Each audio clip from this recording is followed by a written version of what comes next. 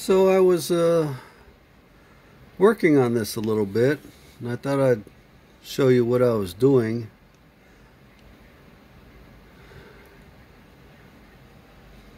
As far as the encoder that's gonna go in here, I have it installed, and I'll show that to you. That this little piece, I was gonna glue the magnet in there, and the magnet wouldn't go, even though that was a 1/4-20 bolt. I couldn't get the magnet inside there, and then I realized, yeah, it's a 1/4-20 bolt, but the idea of that hole is, what is it, 207 or something for a 1/4-20, and the diameter of the magnet is 235. And I got my magnets in.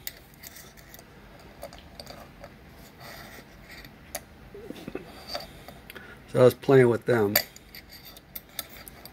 They stick to everything.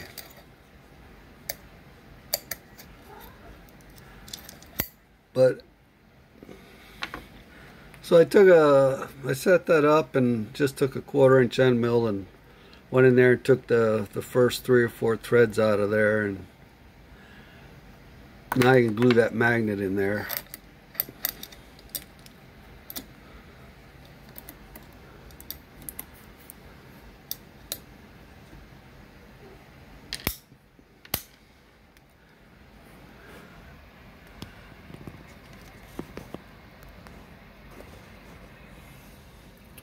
So I'm going to take this off.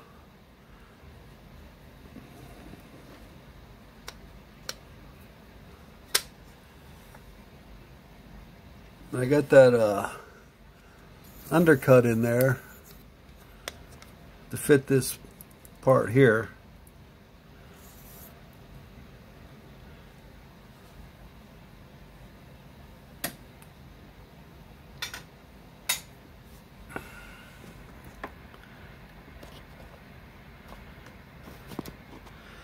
So I made that little, I printed that little standoff for the card.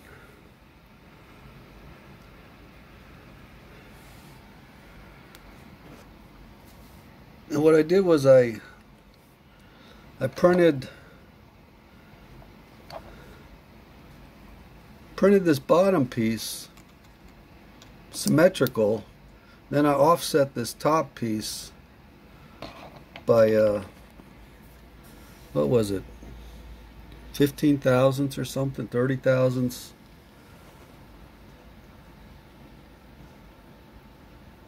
But anyway, the center of this chip should end up in the center of the hole in the table, and it looked like it was in the center. So I just put that in there, and I'm just gonna put a little glue on there and glue that down. I got those wires running in there, and they're coming out the bottom.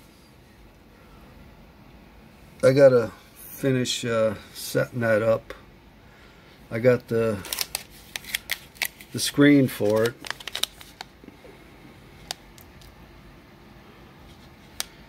And I got the nano. I already put the program in there. It's a good thing I ordered extra one of these, because I grabbed what I thought was a nano, and it wasn't a real nano. I don't know what it was. The UBS cord didn't fit it. It had other parts on here that I'm not sure what they were, but anyway, I found this one in the box, and so it was a regular nano. So I put the program in it, and now it's sitting here waiting for me to do something.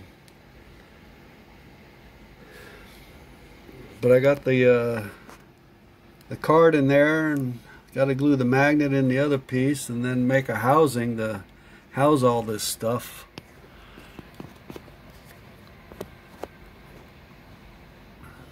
So I was I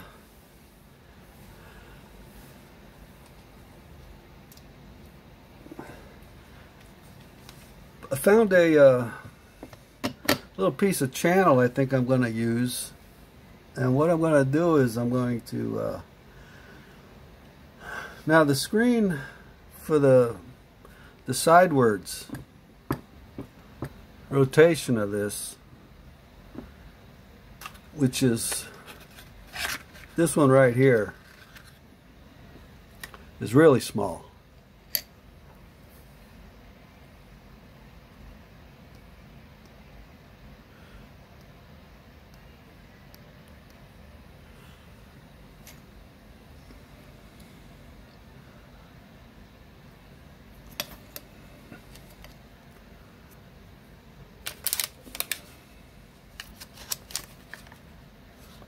This one's a lot longer. This one's a lot wider. But if you remember from before, the lettering was really small. Well, I really want to use it because I really like it. So I had to find a way to make it work. So what I thought was, well, you know, I thought about it, and that's well, about the only thing you can do is, you know, put like a magnifying glass in there, and you can look at it.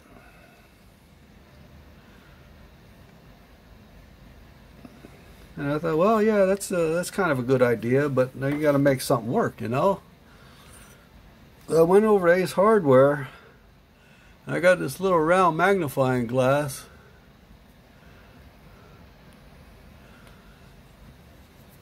This is a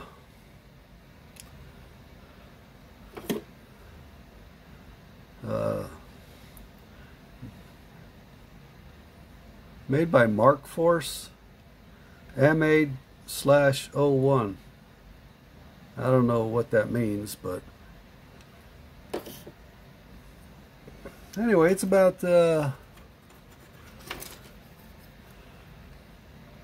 2-inch diameter, and this piece here is about 1.25 inches, 1.125 really, 1.125 square. So I thought, well, I could put a little magnifying glass in there and make that work. The only thing is that it's got a 4-inch focal distance on it, so I'd have to be 4 inches away from it. And I said, well, okay, so I could recess it into a box 4 inches and put this against the back wall and put this on the front wall, and you know, that'll work. But then I thought, well, that's a pretty big box, 4 inches deep, and this and that, and so I thought, well, I found this this tube. Now I cut this piece off, but it's 1'9" OD, and it kind of fits inside of that tube. So I thought, well, maybe we can make something work here. You know, if I was to put that down there like that and have this tube come out 4 inches or so, I'd have to put this on a 45. But that way you're like looking at it, and I thought, well, you know, I think I could make that work. So that's what I'm going to do. I took the tube and I cut it on a bandsaw just to have this piece to see if this would fit here. I still got the length of it, but like I said, I just cut this little piece off, and that'll fit inside of there. And I think I can do something with that. And you know, I saw this glass over at Ace Hardware. I was looking online, but you know, most of them are pretty big. So I thought, well, you know, hey, that's nice and small, and I need something powerful. It doesn't tell me what the magnification is. But anyway, it works out to about 4 inches. So I'm gonna try to make that work.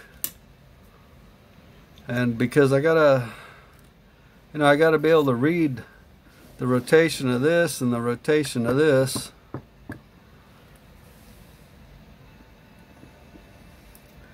So what I did,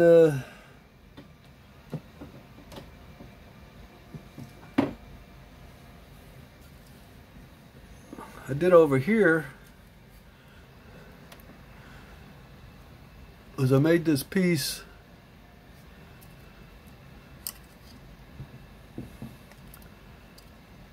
that fits. That's just the cover.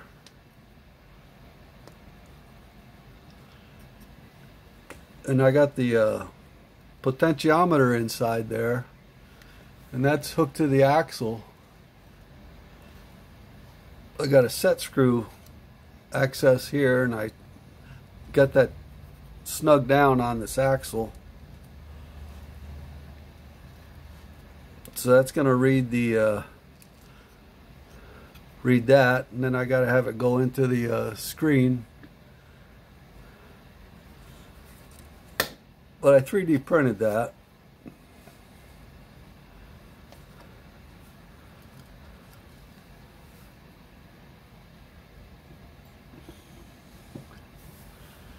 And I thought, well, for the display, I got to be able to mount this screen so I could read this. So I installed the, like I said, I installed the program already on this, and I put in the bigger fonts, like I talked about on one of the other videos.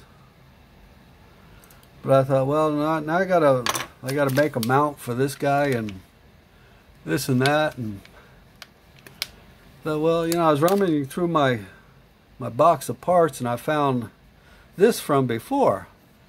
Now this was one of the original versions for mounting the screen, and I said, well, that'll work. You know, I can mount that on the box and just bolt it down and have it go inside the box and have the screen right there. And you know, I had this little window thing, and then the other one I had the little hood on top of the window, and I said, well, I can print another one of those. I got a file on that somewhere, and so I think, well, that's the easiest thing to do, and it'll work. So that's kind of the plan for now. There's no point in redesigning something when you've already designed it the first time. You just gotta make it work, and it worked. So there's no issue with it working. It's already been proven out. And as far as these little pins that hold that brake unit or that clamp unit on, what I ended up doing was I put in those springs. I put that spring in there,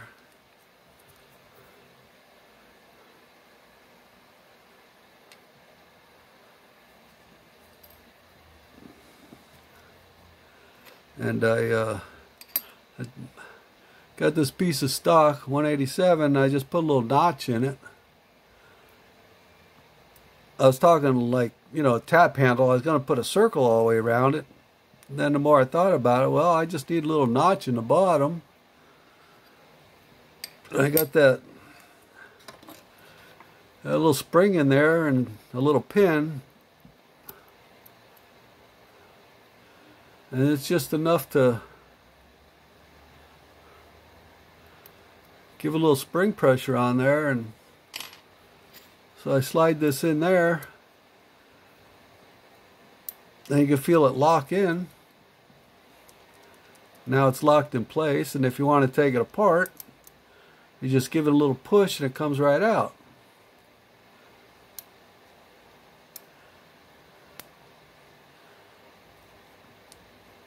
Because you gotta, you know, if something happens, you don't want to stick a set screw in there, and then you got to take it apart to get the set screw out, this and that. You want something that'll work, but you don't want to make it hard for yourself to maintain it either. So that'll work out real good. That'll just hold that right in place, and plenty strong enough, simple enough to do. That worked out good. So I did that on both of them.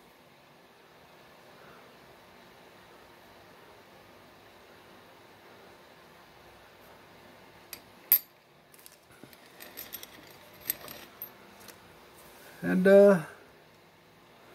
I drilled out some more of those 0.6 nozzles for the 3D printer, so I'd have them on hand. I don't really use a lot of them. I mean, you know, once you put them in there, they last a long time. But it worked so good that I had a little free time, so I went ahead and set those up and drilled that hole out to 0.28. It was 0.24, so I'd have them on hand.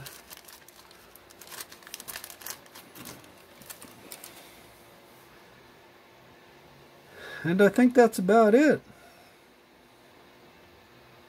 So, we're getting somewhere. All right.